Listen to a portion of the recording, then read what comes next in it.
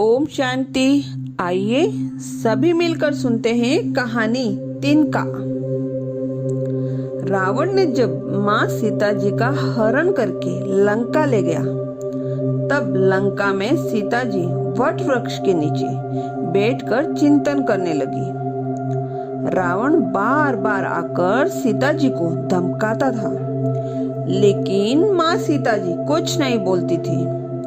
यहाँ तक कि रावण ने श्री राम जी के वेशभूषा में आकर माँ सीता जी को भी भ्रमित करने की कोशिश की, लेकिन फिर भी सफल नहीं हुआ। रावण थक हार कर जब अपने शयन कक्ष में गया तो मंदोदरी बोली, आप तो राम के वेश धर कर गए थे, फिर क्या हुआ? रावण बोला, जब मैं राम का रूप लेकर सीता के समक्ष गया तो सीता मुझे नजर ही नहीं आई।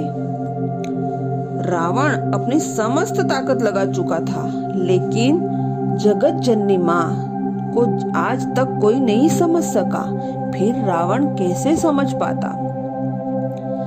रावण एक बार फिर आया और बोला, मैं तुमसे सीधे संवाद करता हूँ, लेकिन तुम कैसी नारी हो कि मेरे आते ही घास का तिनका उठाकर उसे ही घूर घूर कर देखने लगती हो? क्या घास का तिनका तुम्हें राम से भी ज्यादा प्यारा है? तो जगत जननी माँ सीता का जवाब कुछ ऐसा था, सुन दसमुख खंगोत प्रकाशा, कबहू की नलही करही विकासा। अब इस प्रश्न का उत्तर समझो। जब श्री राम का विवाह माँ सीता जी के साथ हुआ, तब सीता जी का बड़े आदर संस्कार के साथ गृह प्रवेश भी हुआ। बहुत उत्सव मनाया गया था। जैसे कि प्रथा है कि नववधू जब ससुराल आती है तो एक नववधू के हाथ से कुछ मीठा पकवान बनवाया जाता है, ताकि जीवन भर घर पर मिठास बनी रहे।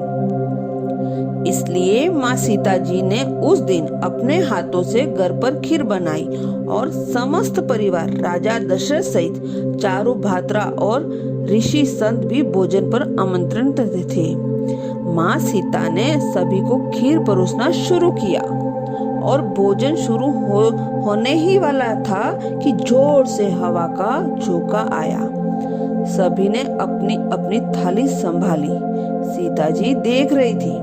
ठीक उसी समय राजा दशरथ जी की खीर पर एक छोटा सा घास का तिनका गिर गया। माँ सीता जी ने उस तिनके को देख लिया, लेकिन अपने खीर में हाथ कैसे डाले, ये प्रश्न आ गया। माँ सीता जी दूर से ही उस तिनके को घूरकर जो देखा तो वो तिनका जलकर राख की एक छोटी सी बिंदु बनकर रह गया। सीता जी ने सोचा, अच्छा हुआ किसी की नजर नहीं पड़ी। लेकिन राजा दशरथ माँ सीता जी का यह चमत्कार देख रहे थे। फिर भी दशरथ चुप रहे और अपने कक्ष में चले गए और माँ सीता जी को बुलाया। फिर राजा दशरथ बोले, मैंने आज भोजन के समय आपके चमत्कार को देख लिया था। आप साक्षात जगत जननी का दूसरा रूप है, लेकिन एक बात आप जरूर याद रखना, आप जिस नजर से आज उस तिनके को देखा, उस नजर से आप अपने शत्रु को मत देखना। इसलिए माँ सीता जी के सामने जब भी रावण आता तो वो उस घास के तिनके को उठाकर राजा दशरथ जी की बात याद कर लेती थी। यही है उस तिनके का रहस्य। माँ सीता जी चाहती तो रावण को जगह पर ही राख कर सकती थी, लेकिन राजा दशरथ जी को दिए वचन की वजह से वो शांत थी। अच्छा, ओम शांति।